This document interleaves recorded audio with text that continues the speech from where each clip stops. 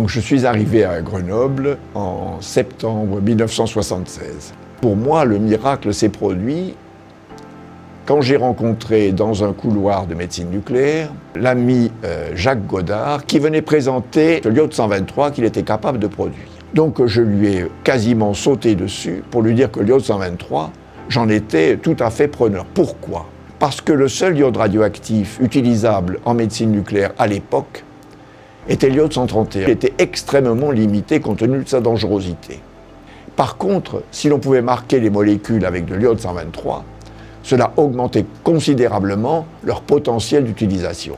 Mais il nous manquait encore un maillon. Donc j'ai été voir le professeur Joël de Léris et il a mis immédiatement des thésards de biologie animale sur le thème que je lui proposais.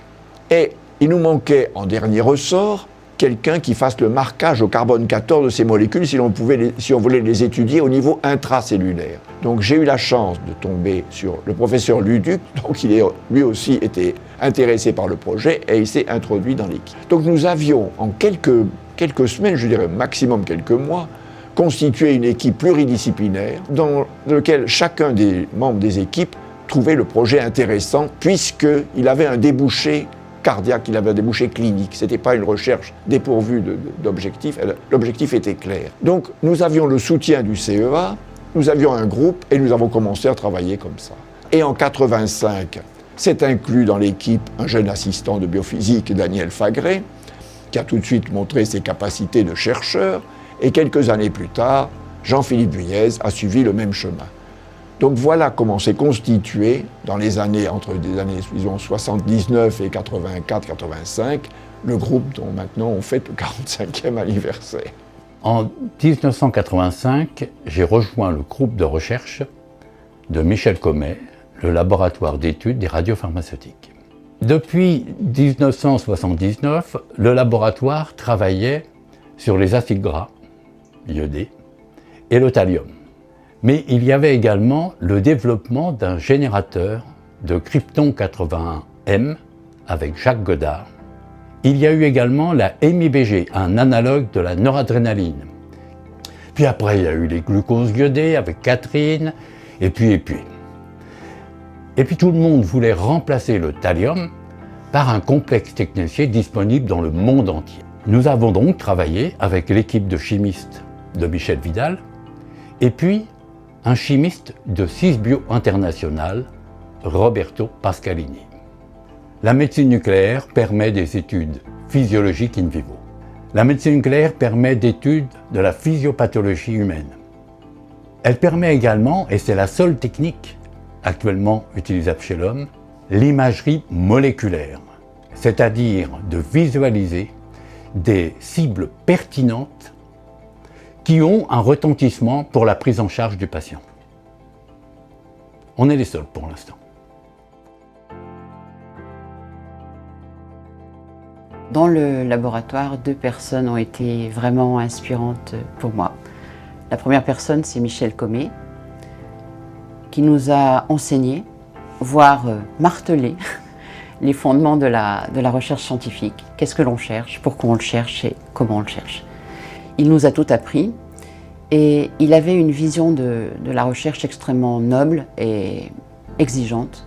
Pour lui, la recherche, c'était faire en sorte que les gens puissent aller au bout d'eux-mêmes. C'est un enseignement qui m'a profondément marqué, qui m'a accompagné pendant toute ma carrière et auquel je pense encore. La deuxième personne, extrêmement importante pour le laboratoire, c'est Daniel Fagret. De l'école de Michel Comet, il a renforcé les liens entre les biologistes et les cliniciens.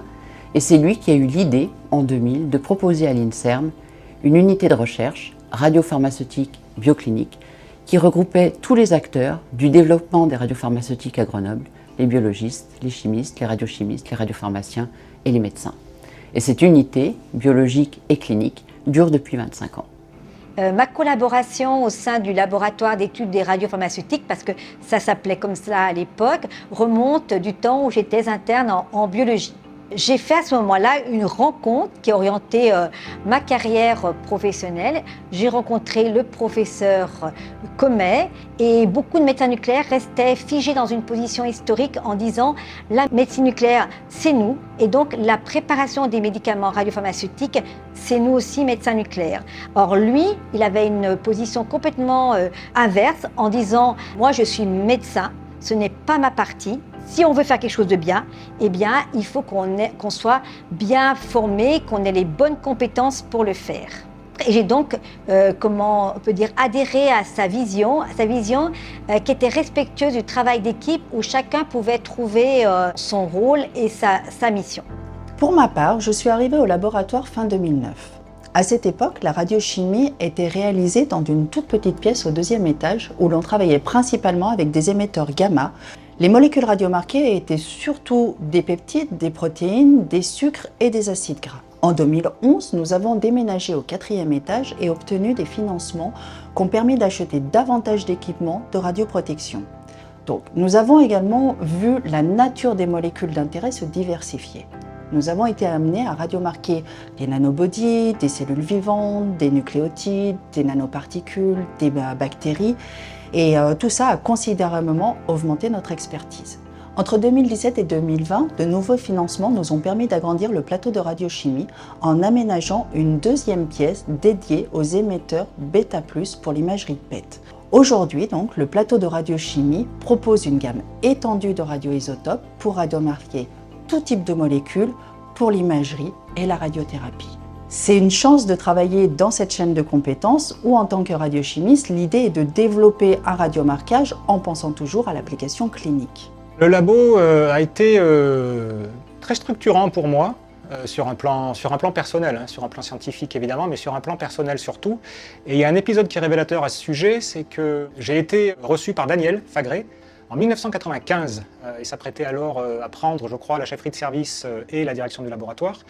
Et donc Daniel m'avait présenté avec beaucoup d'enthousiasme les thématiques scientifiques du laboratoire.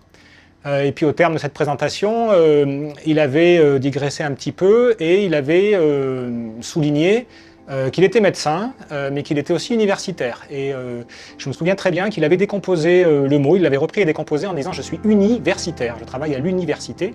Et donc à l'université, par définition, vous êtes versé dans tout. Et donc un laboratoire universitaire ne s'arrête pas forcément à la science, mais doit être capable de s'ouvrir sur d'autres domaines et d'être versé dans beaucoup de choses. Je suis arrivée au laboratoire pour un stage de master. Donc je cherchais un domaine de biologie intéressant, enfin un stage intéressant. Et j'ai rencontré Michel Comet, Daniel Fagré et Catherine Guézy. Ils m'ont parlé de leur recherche et ça avait l'air vraiment très intéressant. Ils étaient tellement enthousiastes et motivés et heureux de me rencontrer que je me suis dit que j'allais essayer. Et donc j'ai travaillé surtout avec Catherine au départ sur les analogues iodés du glucose, notamment le 6-DG qu'on a réussi à transférer à l'homme un peu plus tard. J'aime cette recherche parce que c'est une recherche translationnelle, parce qu'on espère développer un radiopharmaceutique qui va pouvoir être transféré en clinique, donc qui aura un vrai impact sur la vie du patient, sur le diagnostic de sa pathologie. Et donc en fait j'aime beaucoup l'idée que ça va être utile et qu'on sert à quelque chose. Alors, lorsque je suis arrivé au laboratoire en 2000-2001, c'était le début d'un nouveau projet. Les cardiologues avaient pour objectif de visualiser les plaques d'athérome vulnérables. Et l'objectif des cliniciens, c'était non pas de prendre en charge les patients à la phase aiguë de l'infarctus, mais de diagnostiquer ces lésions en amont pour prévenir l'infarctus. J'ai proposé à la direction du LRB de collaborer avec cette équipe en Belgique pour voir si on pouvait appliquer ce nouveau format de molécules à l'imagerie des plaques. Et on a donc initié une collaboration qui dure à présent depuis une quinzaine d'années. Et la première molécule qu'on a produite a très bien fonctionné puisqu'on a pu la valider complètement en préclinique.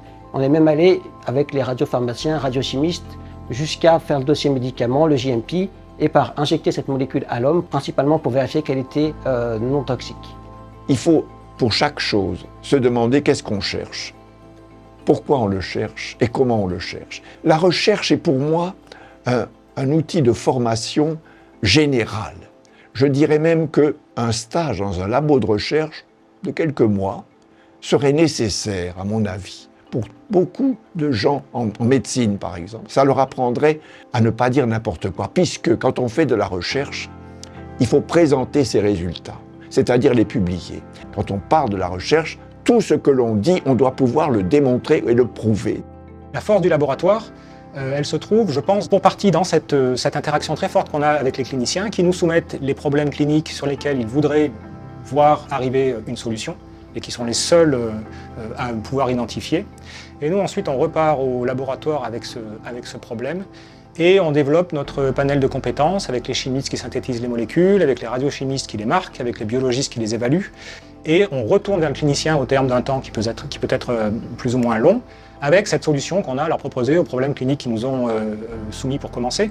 Et on voit arriver éventuellement en clinique, si l'histoire est belle, la solution du problème que les cliniciens avaient quelques années auparavant. Et donc ça, c'est permis par la chaîne de compétences dont on dispose dans le laboratoire et qui nous permet de répondre en tant que laboratoire, unité de recherche, à ce problème clinique et d'apporter des solutions cliniques aux patients. Donc nous sommes à la fin des années 70 et tout a commencé par une rencontre entre un homme et une problématique médicale. L'homme, c'est Michel Comet. Il arrivait droit de l'hôpital Cochin, au CHU de Grenoble. Et dès son arrivée à Grenoble, la première chose qu'il a fait, c'est de visiter notre service de cardiologie et de demander qu'est-ce que l'on pourrait faire ensemble avec une problématique médicale. La problématique que l'on a choisie ensemble, c'était le cœur de femme. Ou, plus exactement, comment faire le diagnostic d'une maladie des coronaires chez la femme. Michel Comet, à l'hôpital Tenon, avait développé une technique nucléaire, la scintigraphie myocardique au thallium. Donc on a fait cette première étude, comparaison donc de la coronographie, l'épreuve d'effort, la scintigraphie. On a trouvé des résultats qui venaient d'ailleurs d'être publiés dans les pays anglo-saxons.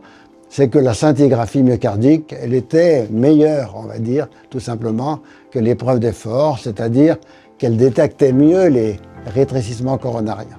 Et là, ça est une notion fondamentale, un peu abstraite peut-être, c'est-à-dire qu'un test non invasif doit être interprété en fonction du risque a priori, c'est-à-dire de la probabilité d'avoir le test de la maladie chez la personne que l'on examine. C'est ce qu'on appelle l'analyse bayésienne. Maintenant, tous les étudiants en médecine connaissent l'analyse bayésienne et comment on examine un test non invasif par rapport à la probabilité a priori. À l'époque, c'était complètement novateur et nous avions été dans le groupe les premiers à diffuser cette méthode, du moins dans les pays de langue française. Ce rôle fondamental des laboratoires dans les CHU est extrêmement enrichissant, car si on peut faire éventuellement les mêmes soins dans les cliniques privées, on ne peut pas prévoir l'évolution de l'avenir s'il n'y a pas ce travail en amont dans les centres hospitalo-universitaires. C'est à la fois très énergique et très motivant de participer à ces travaux, et à moi personnellement, ça m'a beaucoup apporté pour toute ma carrière professionnelle. Alors, tant sur le plan intellectuel que sur le plan humain, ça a toujours été très enrichissant de partager des discussions avec toute l'équipe du labo, de participer au choix des thématiques de recherche qui vont servir de base au développement de leurs futurs projets, de voir leur démarche scientifique, de suivre leur avancer dans le projet de recherche jusqu'à idéalement arriver au but recherché et faire un retour vers la clinique. Le fait qu'initialement, en tout cas, le LRB se soit vraiment axé sur la cardiologie nucléaire, en particulier sur la perfusion myocardique, nous a permis de progresser dans la compréhension de cette maladie coronaire et d'améliorer la prise en charge de nos patients. Une des forces de la médecine nucléaire, c'est que, contrairement à l'ensemble de la médecine, quand on injecte un médicament en médecine, on ne sait pas exactement où est-ce qu'il va. En médecine nucléaire, l'intérêt, c'est que quand on l'injecte, on est capable de suivre sa répartition dans le corps du patient grâce à leur radioactivité. Et cet élément, il est majeur puisque dans les développements qu'on fait et dans les développements qu'on va faire, à chaque fois, on comprend exactement où le médicament va dans l'organisme du patient. La clé du laboratoire radiopharmaceutique bioclinique, c'est qu'il met en contact et crée un écosystème où les chercheurs, les médecins sont en relation étroite et construisent collaborativement des projets Et c'est ce qui fait justement que cette unité, elle a pu développer les médicaments qu'elle a développés, puisque c'est ce contact et cette interaction permanente entre les chercheurs et les médecins qui permet de donner du sens et qui permet d'avancer sur des projets et de répondre à des vrais besoins cliniques. Ça évite d'avoir des projets de recherche qui se développent pendant plusieurs années et que finalement on se rende compte que le besoin clinique n'existe pas ou qu'il n'est pas adapté à nos besoins et à la manière dont on veut prendre en charge nos patients. Ce qui est très intéressant dans la LRB, c'est ça qui m'a appris à développer ma recherche après, c'est le fait de finalement créer un groupe de gens qui ont des profils complètement différents, même des façons de penser qui sont assez différentes par rapport à votre formation, ce qui est bénéfique puisqu'on apprend toujours des horizons différents des gens, des formations différentes, mais par contre c'est plus dur. C'est plus dur parce qu'il faut créer un groupe, il faut créer une unité, les faire aller dans le même sens. Donc au LRB, c'est vraiment le leitmotiv que j'avais compris, c'était qu'il y a une équipe, il y a une direction, et on essaye de finalement faire que ça aille du bon côté. Avec le LRB, ça a toujours été un plaisir chaque fois de voir les collègues, parce qu'il y a l'affect qui joue, mais il y a aussi le fait qu'on a un but, une façon de travailler, et finalement, on met les petits cailloux pour aller vers un succès. Donc le LRB, il a poursuivi ses développements et il a adapté ses développements aux besoins de la médecine nucléaire. Dans les années 90-2000, c'était une orientation essentiellement vers la cardiologie qui était réalisée et puis progressivement vers la cancérologie. Et donc le LRB a développé différents traceurs, ciblant d'autres cibles, comme les intégrines, la mésotéline, qui peuvent être intéressantes dans un certain nombre de cancers multiples. Et donc là, progressivement, on va réaliser ses premières injections à l'homme. Un laboratoire comme celui dirigé par Catherine Ghezzi, dont le travail portait sur la recherche des nouveaux traceurs radioactifs, s'est révélé comme étant le laboratoire de choix pour une collaboration avec notre société. Cette collaboration a donné lieu à un certain nombre de publications de très haut niveau scientifique. Notamment, c'est portant sur l'identification des propriétés biologiques d'un traceur technicien appelé NOET.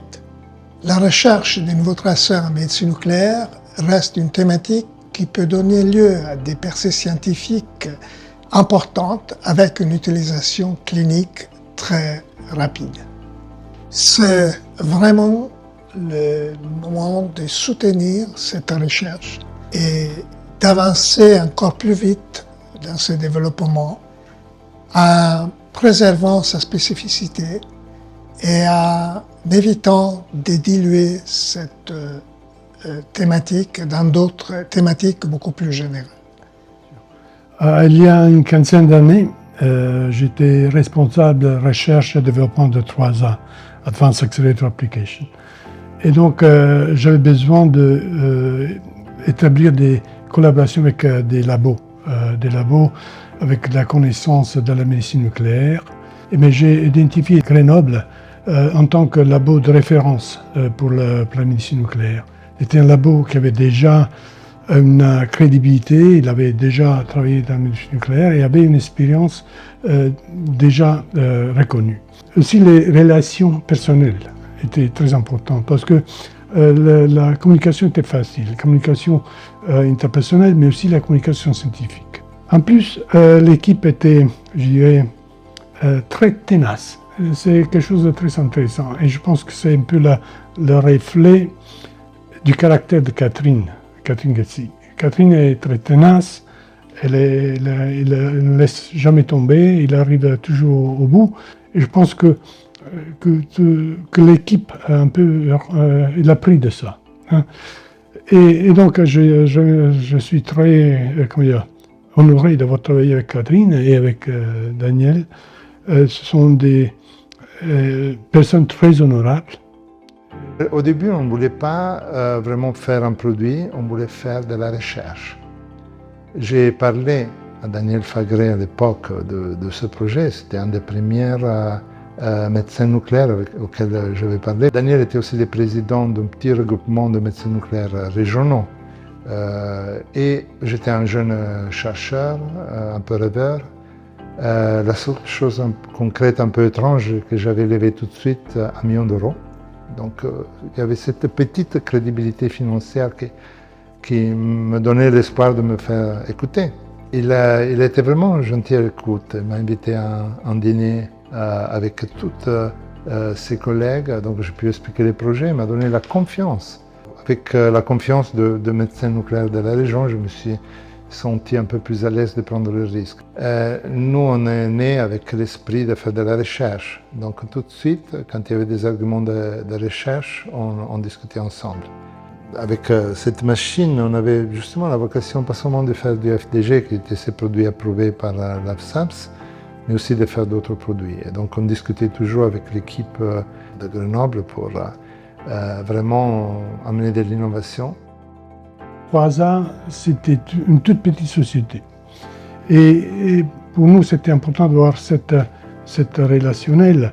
À travers le travail qu'on a fait, on a finalement créé des ruptures scientifiques, technologiques énormes. On a donné la possibilité à des patients d'être traités à travers la médecine nucléaire.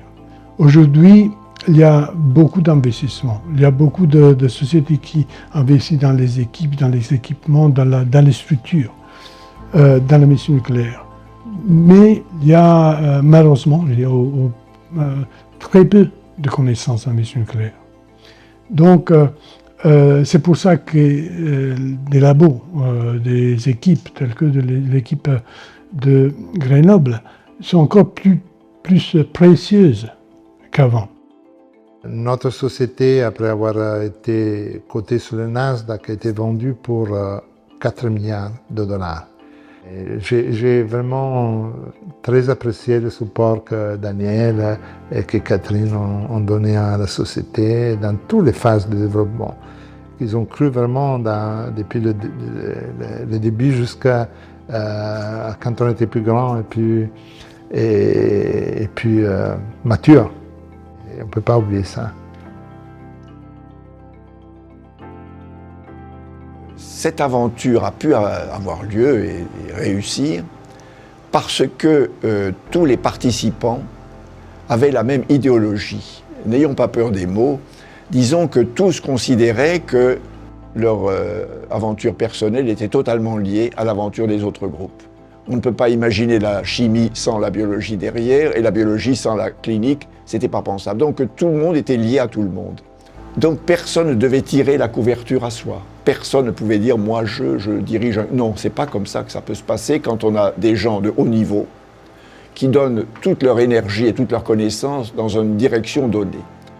Pour moi, en recherche, il y a deux choses extrêmement importantes. La première, c'est que les gens travaillent pour un objectif qui les anime. Et la deuxième, c'est qu'ils soient heureux au travail. Parce que c'est quand même la clé de la créativité. Et si l'unité fait aujourd'hui ses 45 ans, c'est sans doute parce que chacun trouve sa place dans cette dynamique.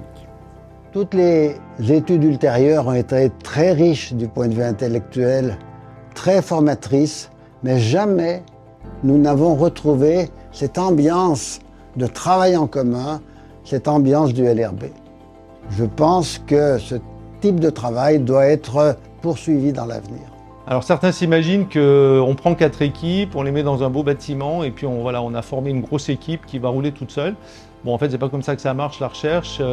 Ça marche quand des gens se connaissent, s'apprécient, ont envie de travailler ensemble et sur des thématiques communes qui les portent et qui leur permettent de faire avancer les connaissances. Mon passage au laboratoire a été une expérience unique et relativement extraordinaire. Au LRB, la particularité, c'est qu'on fait de la recherche parce qu'on aime en faire et on se fait plaisir. Et ça, c'est une expérience humaine irremplaçable qui va bien au-delà de simplement la recherche elle-même. Et finalement, il y a un objectif à avoir que j'ai appris au LRB, c'est que tout va bien quand les gens viennent au boulot en étant contents de venir. Je connais peu d'endroits où on ait un vécu de tout ça de manière aussi flagrante et épanouissante que ce que j'ai connu au sein du LRB. Ça m'a permis de côtoyer en fait des gens de formations complètement différentes. Quel que soit le grade des gens, d'avoir une reconnaissance et d'avoir un respect des gens les uns envers les autres. Ce type de structuration, qui nous peut discuter avec des gens qui ont des formations différentes, des points de vue différents, etc., ça nous oblige en fait à explorer en permanence et à être et être toujours curieux, à pas avoir de certitude. Et je pense qu'à titre collectif et à titre individuel, c'était quelque chose... Merci Michel Comet. Je vais presque pleurer. Voilà.